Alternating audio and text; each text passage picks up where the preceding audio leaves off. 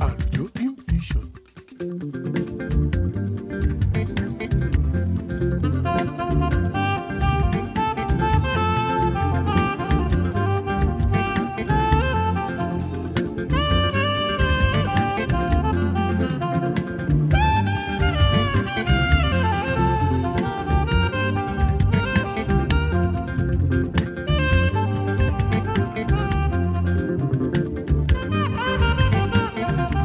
AlujoHymn vision. Oh my Lord and great God.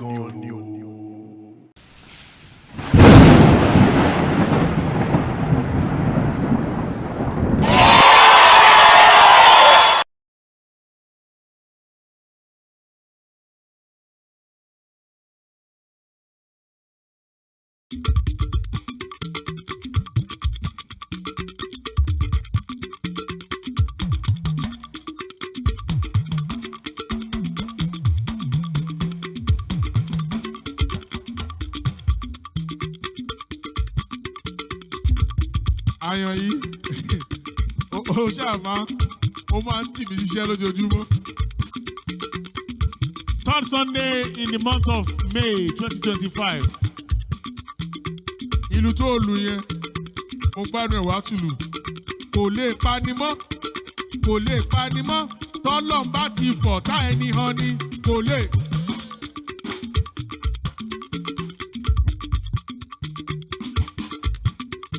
Ọlọ́run tí ò jẹ́ kí ọ̀tá ó yọ̀ wá. Ọba tí ò jẹ́ kí ọ̀tá ó yọ̀ wá. Lord, we thank you. We are so grateful. We bless your holy name. We give you all the glory. We give you all the honor. We give you all adoration. Ọlọ́run tó ń sọ bẹ́ẹ̀ tó ń wí bẹ́ẹ̀ tó dẹ̀ ń rí bẹ́ẹ̀. Àyàntúndù kí ni yẹn gẹ̀?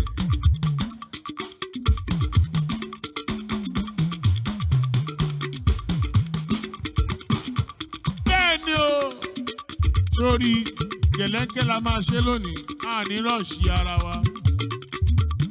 Ó ṣe.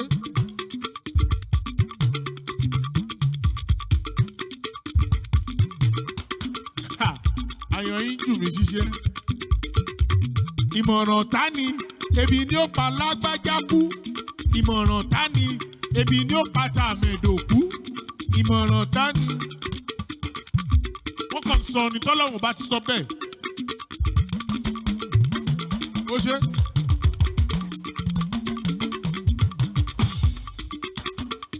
Ṣé o túmọ̀ kan tí àyàn yẹn sọ? Ó ní àlátájábálá inú ajá ní pé ẹnìkan ò mẹ̀yìn ọ̀la. Ohun tọ́lọ́run ó ṣe kò fi ẹnìkan.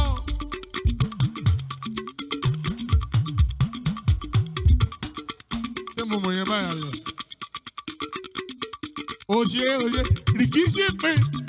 Alágbẹ̀dẹ ò rí pépà hàn. Olúwa ṣe o. Ayọ̀, a máa fi lù sọ̀rọ̀ gan lónìí. Tún fún mi ní mi, fún mi ní mi.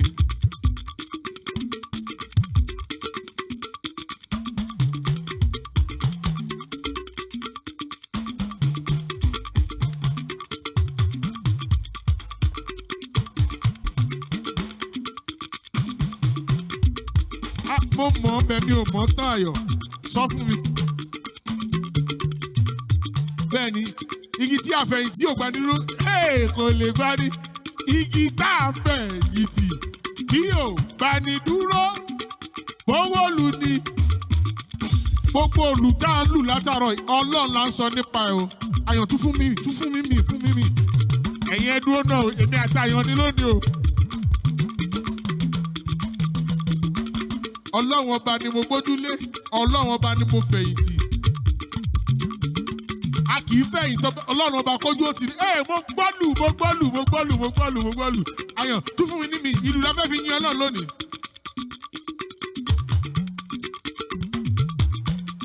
Mo mọ̀ yẹn. Ọba tó, mo lé mi ò rí irú ọba tó. Ayérayé ọṣẹ lù.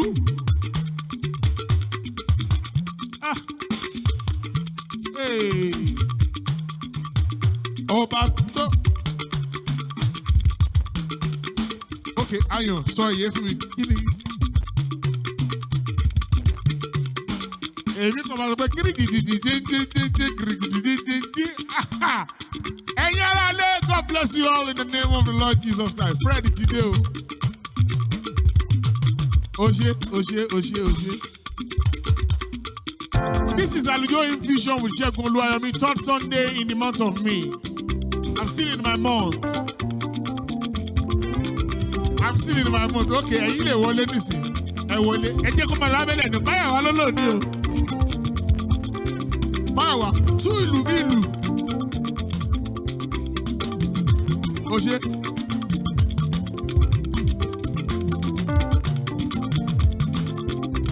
Báyà wá ní. Wọ́n láwa ni àwa ni. Wọ́n láwa ni àwa kọ́. Àwa náà kọ́. Ọlọ́run ọba mà ní. Ṣé wọ́n ni ìwọ kọ́ o? Gbẹ̀ngà ó gbúdọ̀ sólò. Kàn máa lọ lábẹ́lẹ̀ ni o. Ìwọ kọ́ ló lò ní o. Máyọ̀wá ló lò ní o. Máyọ̀wá tú ìlú yẹn lu again.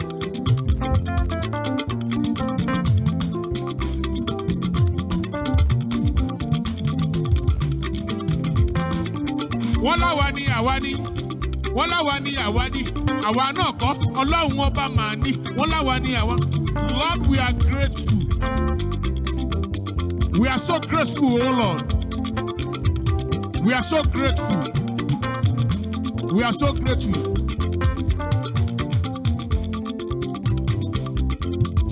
I want to do it again.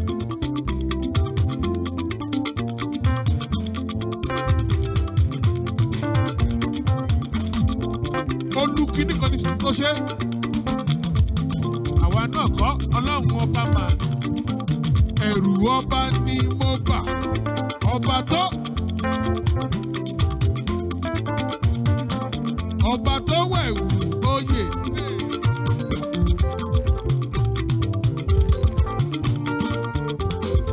We are grateful, Lord. O ṣé. Ẹ̀yin ará ilé, next week will be 5 years that we've been doing this. Kò sí wa kò rẹ̀ wá.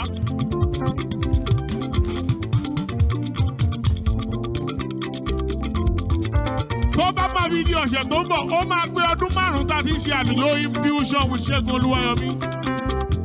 Ìgbà lockdown la bẹ̀rẹ̀.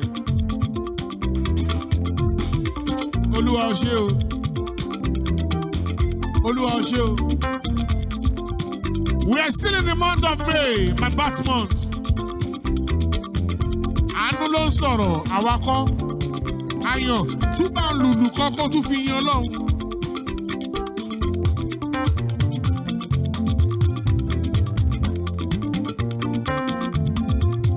Bí mo fẹ́ ìtì. Ojú ó ti ní Ọlọ́run ọpẹ́. Okay, Ayọ̀, àwa lu eléyìí nísìnyí. Ó yẹ ká dúpẹ́, ó yẹ ká dúpẹ́, àràsán atẹ́gùn fẹ́, ìjíjà kò gbé wà lọ, ó yẹ ká dúpẹ́.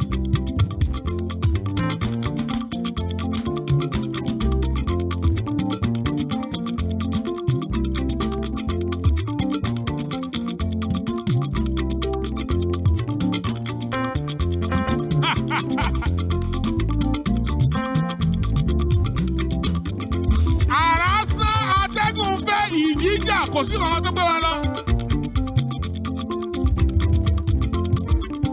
Olúwa ṣé o. AlujoHymn Fusion with Segun Oluwayomi, third Sunday in the month of May 2025. It promises to be a good time in the presence of the Most High God. Yes, our God has been so faithful to us. Just like that, like play, we started January, February, March, April, May. This is May. Àwọn June lọ́ọ̀kan. First week of this month, I was 51. precise day on the 2nd of May, it's been God. You've been faithful, Lord, from the ages past. That is why your name, Olorukola, is forevermore. Baby, he's been faithful, Lord, from the ages past. That is why your name is forevermore.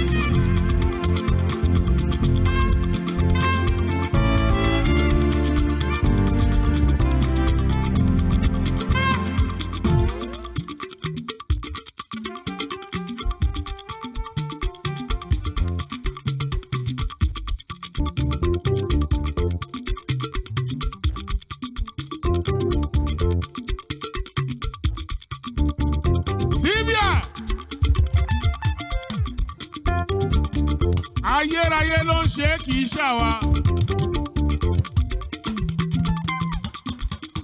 Ó jẹ́ máa jókòó máa yọ̀ ọ̀sẹ̀ kẹta ló tún nínú oṣù karùn-ún 2025.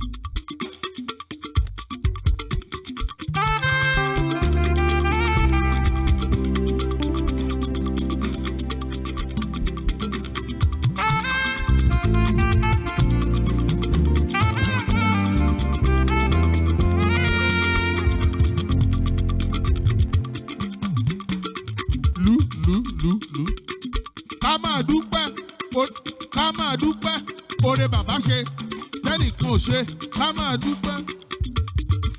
Gbénga ó rò bí ogun ìdílé fẹ́ kó o jí lónìí. Ṣòro bí ogun ẹ̀jẹ̀ fẹ́ kó o jí lónìí. Sátánì ò fẹ́ kó o wà lára àwọn alààyè lónìí Fẹ́mi. Torí yẹn ni mo ṣe ní kí àyàn yẹn lu ìlú yẹn again. Báwa lu again. Ká máa dúpẹ́ oore bàbá ṣe tẹ́nìkan ò ṣe ká máa dúpẹ́.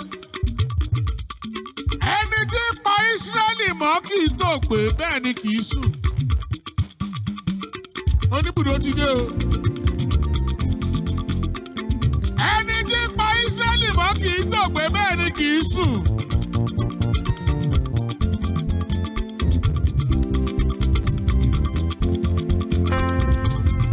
Ó ṣe.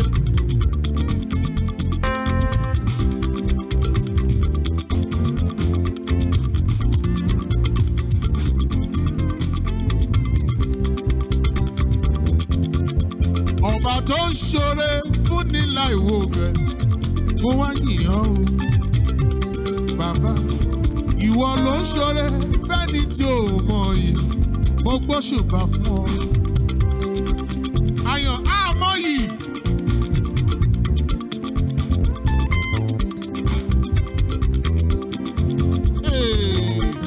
Ó ṣe wéga.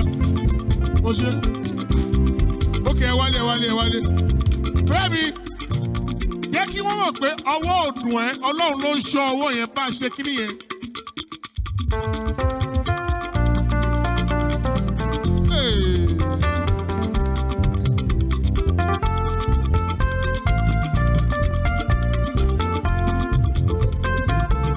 A máa tó gba request o, a kàn ń dúpẹ́ ni o.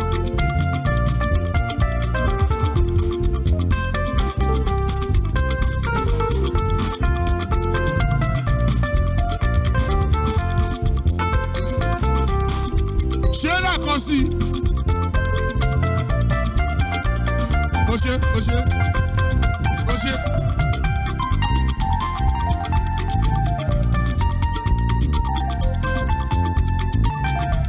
Ṣé kí ni ẹ?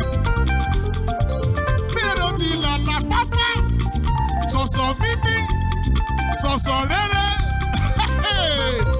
Mélòó tán làlà fájọ́ làfà. Ìwọ náà ṣe kí ni ẹ̀ kọ́ pọ̀pọ̀ owó òdùn ẹ̀. Ó ṣe.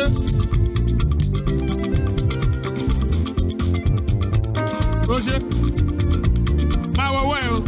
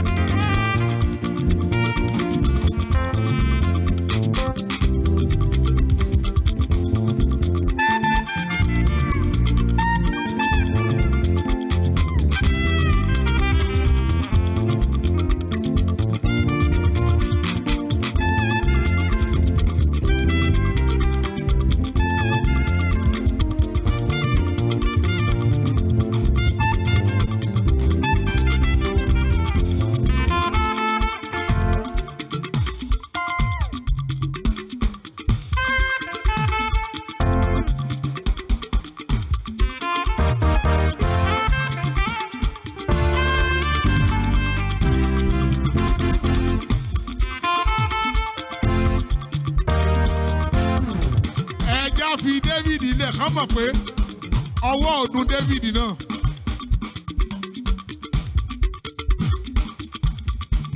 Ọwọ́ ọ̀màdún David. Ó ṣe.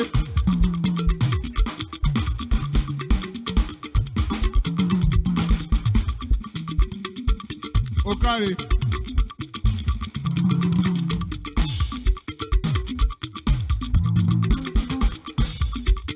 Ó kà wáyé lónìí àdúpẹ́ bàbá.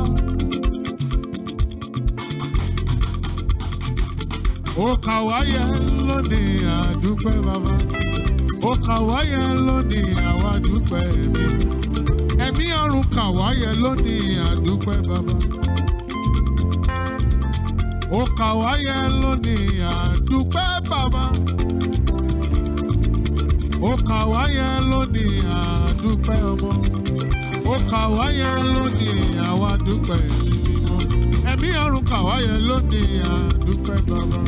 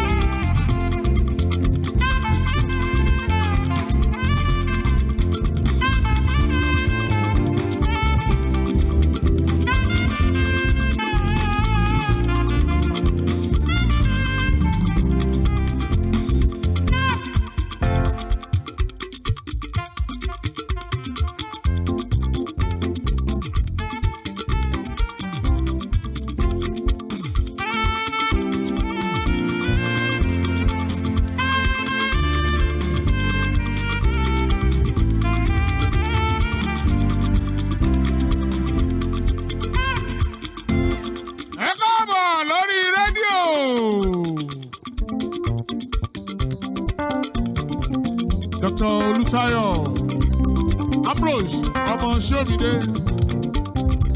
Thank you. Dr. Ambrose, ọmọ Ṣómìdé, ẹ ṣé. Doctor ẹ máa jó ẹ máa yọ̀. Next month ni birthday, doctor. God bless you, sir. For this opportunity again, we are grateful. Dr. Femi. Dr. Femi Aderibigbe, aláṣẹ 10 communication, 10 entertainment, Orísun worldwide, ẹ ṣé gan. Ẹ ṣé gan ni, ẹ kú ìtọ́jú wa, àmúre. Ẹ ṣé gan ni, ẹ dẹ̀ kú ìtọ́jú wa, àmúre. Ẹ bá wa kí bàbá bó ṣe wo, ẹ ṣé gan ni. Ẹ kú ìtọ́jú wa, àwòrán. Ẹ ṣé gan ni, ẹ dẹ̀ kú ìtọ́jú wa, àtẹ̀mọ́re. Ẹ ṣé wálé. Kí ló ṣẹlẹ̀ lórí rédíò, lórí social media, lórí Orísun? Ọlá Olúwa láti Ìjẹ̀bú Òde, afọpẹ́ fọ́lọ́run.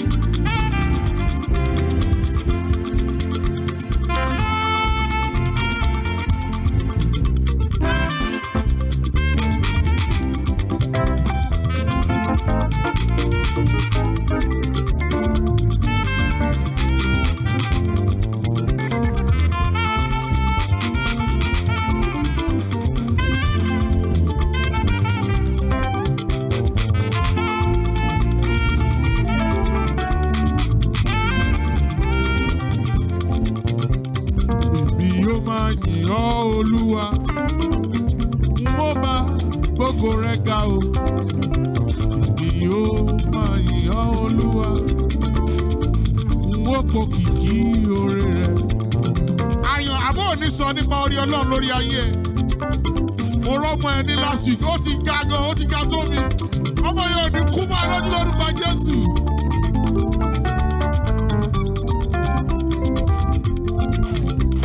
Èmi yóò máa yìn ọ́ Olúwa o, wọ́n máa gbógo rẹ ga o. Èmi yóò máa yìn ọ́ Olúwa, wọ́n po kìkì oore rẹ̀. Kí ló ṣẹlẹ̀ lórí rédíò, lórí social media, lórí Orísun? Tóbi ọba Olúwaṣeyì, blessed assurance, ó máa mélòdì.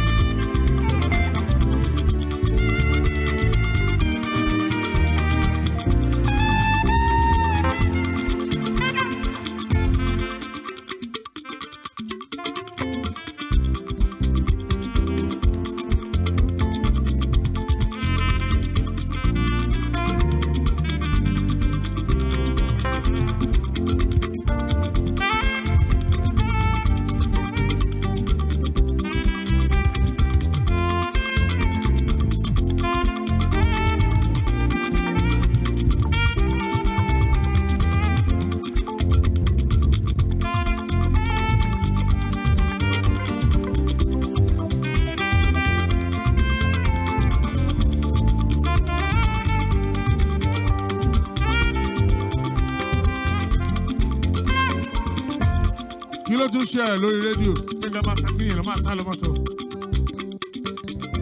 Samuel Sùúrù láti Badagry nìyẹn o.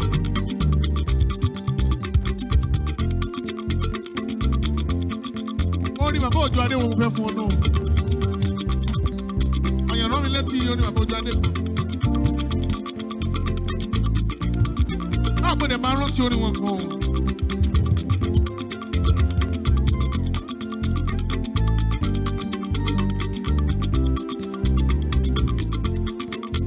Ó ṣe àyàn.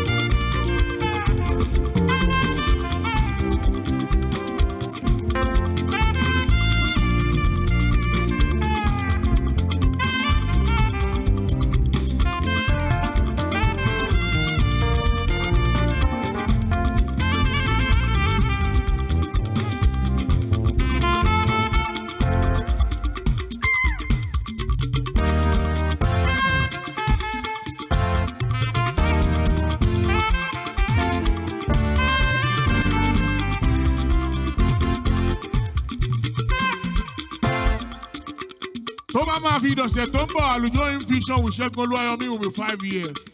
Doctor, thank you. Doctor ti wà pẹ̀lú wa láti first year o. Bẹ́ẹ̀ni. Doctor has been with us since the first year. God bless you, sir. Dr. Olutayo Ambrose Jomide ẹ ṣé o. Okay, kí ló ń ṣẹlẹ̀ lórí rédíò, lórí Orísun, lórí social media? Joshua Samuel sí olùtùnú ọ̀run.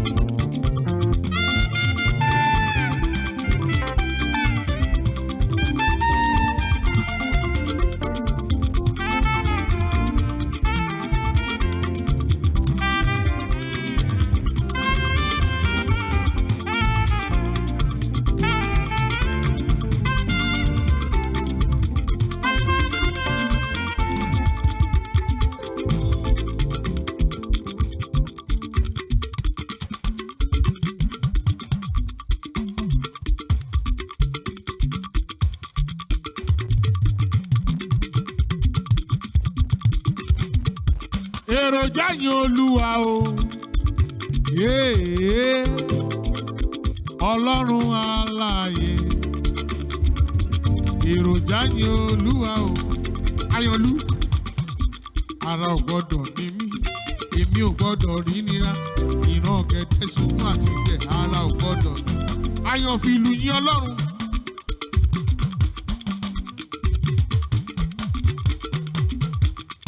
Gbogbo ẹ̀yin tẹ́ ń gbọ́ wa lórí rédíò, ara ò ní ní yín lórí Orísun, ara ò ní ní yín, ẹ ò ní rí nira nítorí ìran ọ̀gẹ̀dẹ̀ ìsunkún àti ìdẹ̀. Ara ò ní ní yín lórúkọ Jésù. Ẹ gbé ọwọ́ méjèèjì sókè kẹ́ máa bẹ̀rẹ̀ sí dúpẹ́ lọ́wọ́ Ọlọ́run alààyè tó sọ yín dòní tó jẹ́ kẹ́ wà lára àwọn alààyè. Àánú ni. Àánú máa ló ń sọ̀rọ̀. Agbára mi máa gọ̀ o.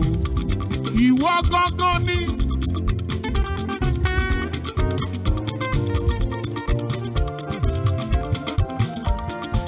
Àánú máa ló ń sọ̀rọ̀ o. Bàbá, agbára mi máa kọ́ o. Ìwọ gángan ni, Ọlọ́run gángan ni o.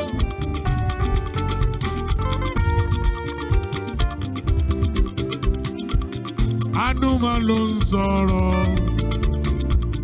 Agbára mi máa kọ́ o. Ìwọ gángan ni. Okay.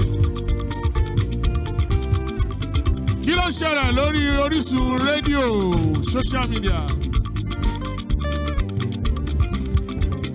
Olúwakẹ́mi, ìjìnlẹ̀ nínú ìjìnlẹ̀.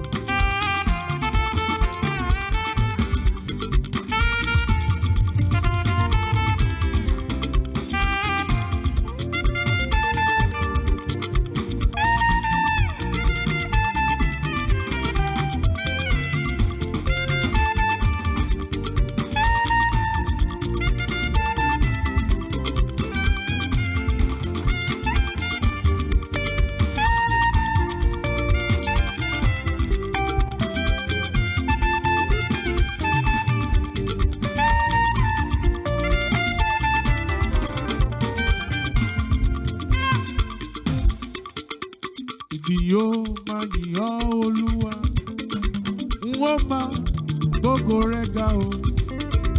Èmi yóò máa yìn ọ́ Olúwa, n ó pòkìkí oore rẹ̀.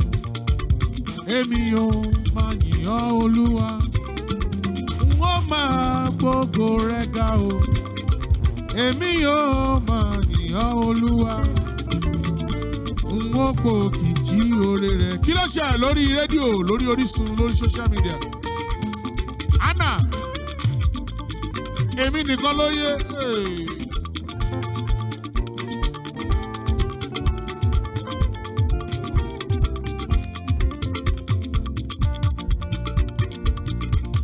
Kò délé yé ẹnìkankan. Ìdí tí mo fi ní bàbá. Èmi nìkan ló yé. Èmi nìkan ló yé. Kò délé yé ẹnìkankan. Ìdí tí mo fi yìn bàbá. Èmi nìkan ló yé. Àbóyé èmi nìkan ló yé o. Kò délé yé ẹnìkankan. Ìdí tí mo fi yìn bàbá bàbá. Èmi nìkan. Mo mọ̀ pé wá mo mú yìn wá Olúwa gbọ̀pẹ́. Àyàn yìí, àyàn wálé náà. Mo fẹ́ kó o fìlù yìn ọba àwọn bàbá ṣe ńgbà tá a bẹ̀rẹ̀.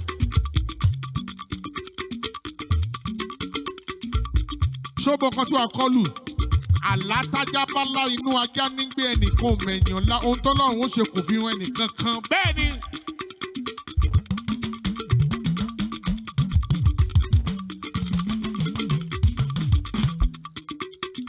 tọ́lọ́n bá fọjọ́ ọ̀la hàn ẹ́ ò ní yìn mọ́. tọ́lọ́n bá fọ nǹkan tó máa ṣe fún ẹ hàn ẹ́ in the next 1 hour ò ní sìn wàá máa dúró de nǹkan tọ́lọ́n fẹ́ ṣe ni.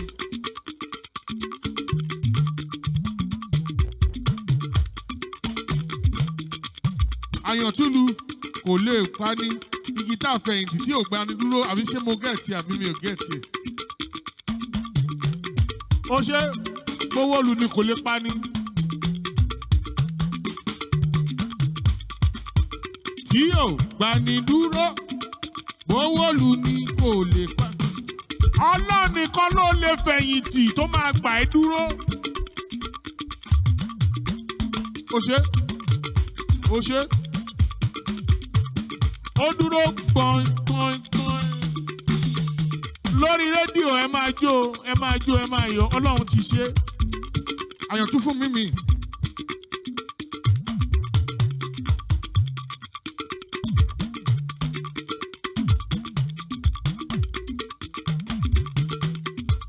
Ọlọ́run ọba mà ní bí mo ń lọ bí mo ń bọ̀ Ọlọ́run ọba ní o.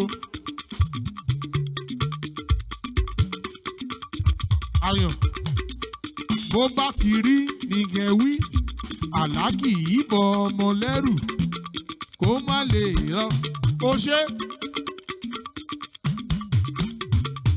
Sunday orí pé mo gbọ́ lù.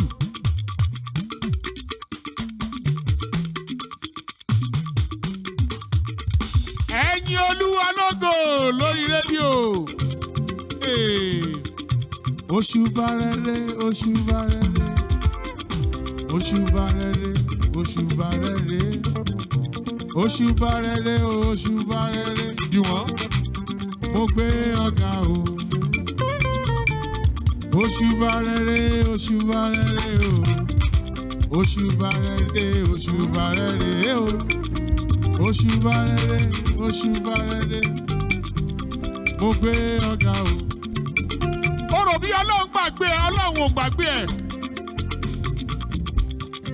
Ọlọ́run ò gbàgbé ẹ rárá. ìwọ má dáwọ́ ìyìn dúró tó o bá dáwọ́ ìyìn dúró ó má tètè jẹ́ kí ọwọ́ Ọlọ́run ó yá sí ẹ. jájọ yìn jájọ máa gbéga lórí rédíò lórí Orísun jájọ máa yin ọba àwọn ọba. Òṣùbà rere òṣùbà rere òṣùbà rere òṣùbà rere o òṣùbà rere òṣùbà rere mo gbé ọ̀gá ò gbéga ṣe kiri yẹn.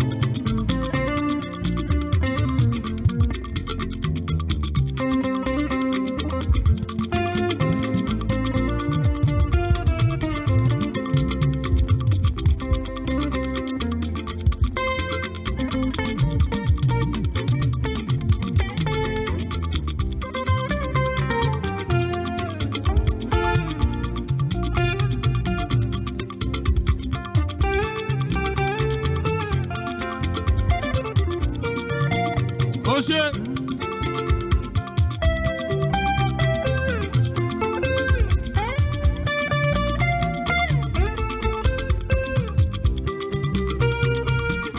Fẹ́mi ìwọ náà ṣe kínní yẹn.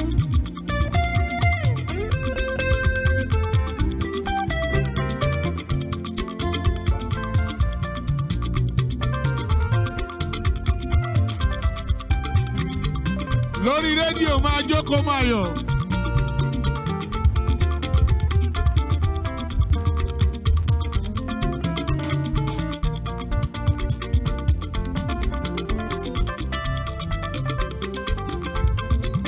Olúwa ṣé o.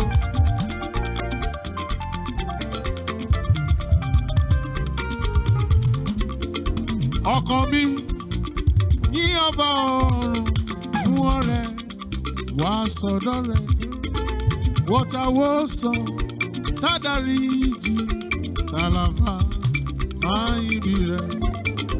Ọkàn mi ò yí ọba ọ̀run mú ọrẹ wá sọ́dọ̀ rẹ̀ wọ́tawó sàn tádàrí jì tàlàfà máa ń ibi rẹ̀. Yìn Olúwa, yìn Olúwa, yìn ọba àìnípẹ̀kun. Yìn Olúwa, yìn Olúwa, yìn ọba àìnípẹ̀kun.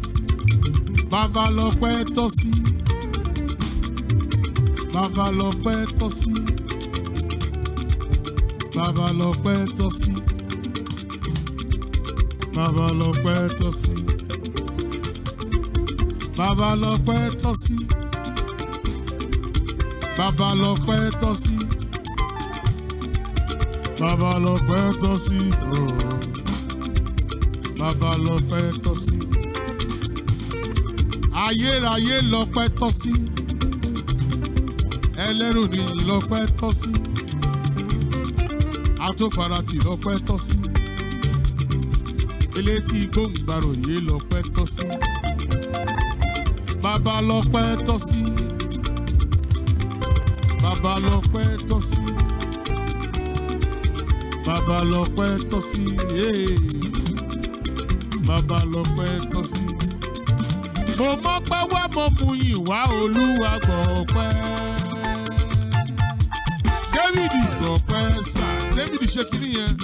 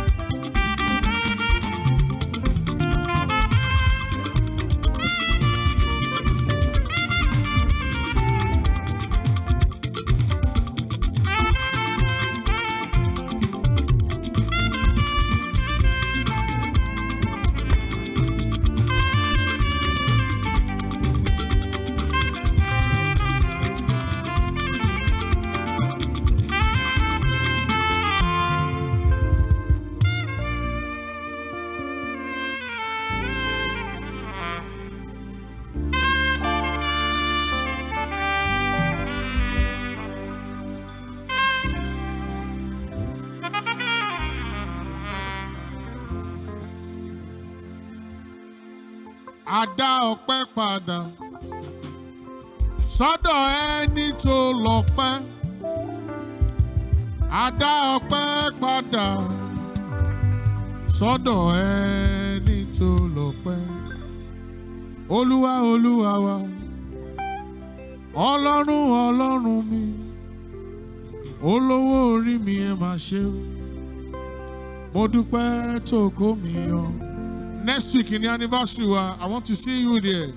Thank you for joining us this week. See you next week by God's grace. The Lord has been so faithful. Àwa la máa máa wá, ẹ̀yin la máa máa rí lórúkọ Jésù. mi ò ní wáyé tì ó